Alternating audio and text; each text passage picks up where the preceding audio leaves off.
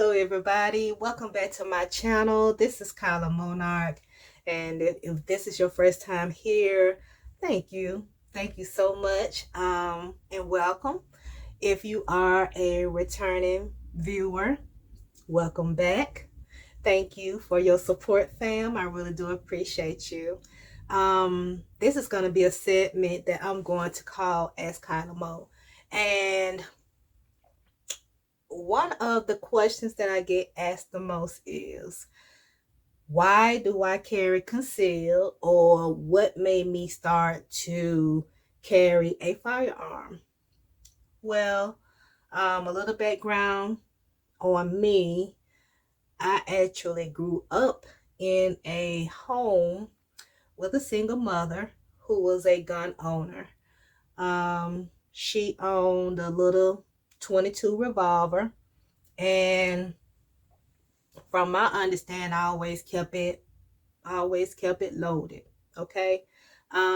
She would lay down ground rules.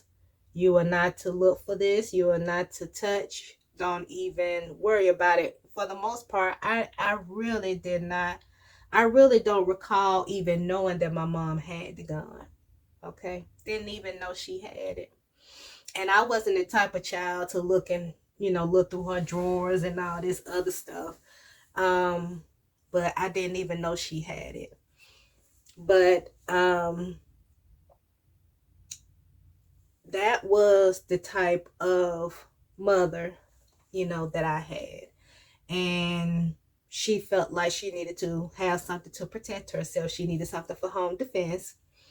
And I recall one night I was sound asleep, and I just heard my mom.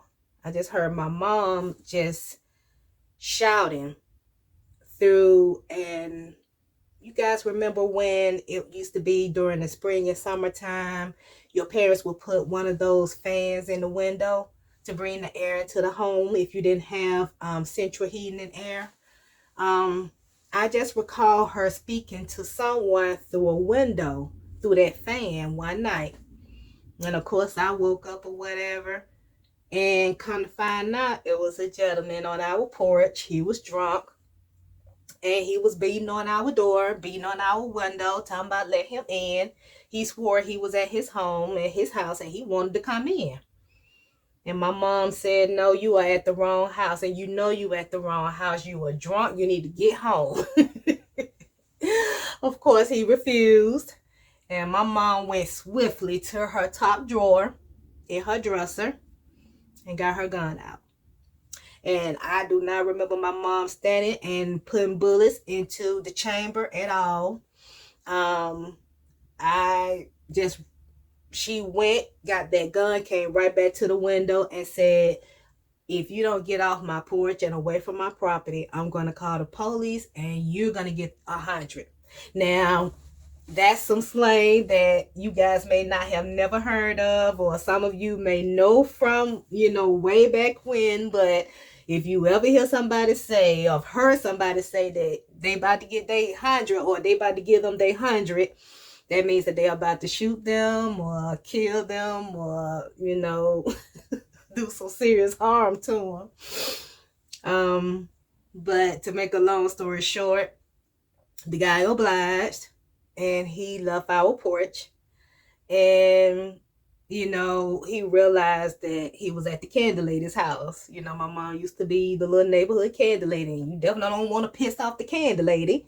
So he left. But that was my first hand.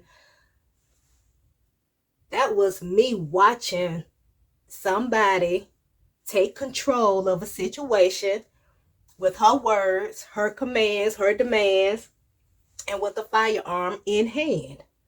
And she took control of the situation very swiftly without anybody getting hurt. So that gave me the okay that it was fine for a woman to have a firearm in the home, or to carry a firearm as a means of defense, self-defense and home defense. A little later on in my life, when I was a teenager, tween. I was involved in an abusive relationship, but I had no idea or qualms about carrying a firearm at that time. It wasn't even on my radar. And see, back then, carrying guns and all of that, it wasn't a popular thing in my community. It wasn't. We would duke it out, kick, scream, scratch, but not use a firearm to actually kill or hurt anybody. Not like how it is now. But it wasn't on my radar. The only thing that I was told to do was kick somebody, kick a guy in the groin. I didn't take karate.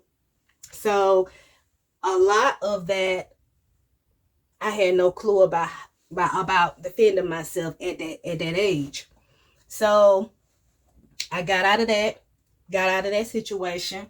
And then later on, during my years in college, I had my own apartment. And when I got my own apartment, I knew then that I needed something to defend myself. I would hear noises. I would have friends over, walking up to their car in the dark, felt unsafe. They felt unsafe. And, it was just one of those things. I said, yeah, I'm going to have to get me a firearm. Even though I lived in a decent neighborhood, I still had my guard on. And that came from my mother as well, because she always had her guard on. So I always was alert. And the funny thing is, in college, I would go to the gun range and fire other people's guns all the time, but never bought my own. That was kind of weird, as I think back on it. But I didn't have no problem shooting your gun.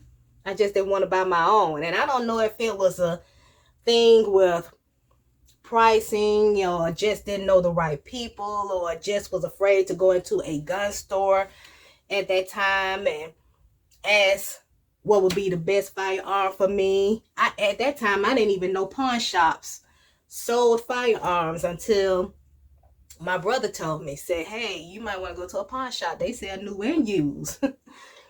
And that's what I ended up doing. I myself also bought a 22, but instead of being a revolver, I bought an automatic, and it had a magazine that would hold 8 bullets at that time, and it was a Protec. And I just wanted something really small, something to fit my hand, something that I could control and handle. And then I think I went to the gun range one time afterwards, and I shot it. And I knew that it was the gun for me, and I had it for years. And then once I became more serious about firearm safety and firearm fundamentals, then I began to take more courses, more classes, have more training, go to more training. So that's pretty much it. That's my beginning. Those are my beginnings on how I started to carry EDC, and pretty much what made me decide to start to purchase firearms and carry firearms and use firearms for self-defense and home defense. Those are not the only weapons that I use or have, but those are the more serious ones. Okay, so because there are other ways to defend yourself other than using the firearms. Okay, but whatever you use, be proficient at it. And once you become proficient at it, get efficient with it. Okay, so that's all that I have for that question. Thank you all for watching, and continue to like, subscribe, comment, and share my content in my channel. Thank you guys for everything. just thank you. And I appreciate you all so much. So until next time, stay woke, stay safe, stay vigilant, and stay alert. Until next time, see you guys later. Bye.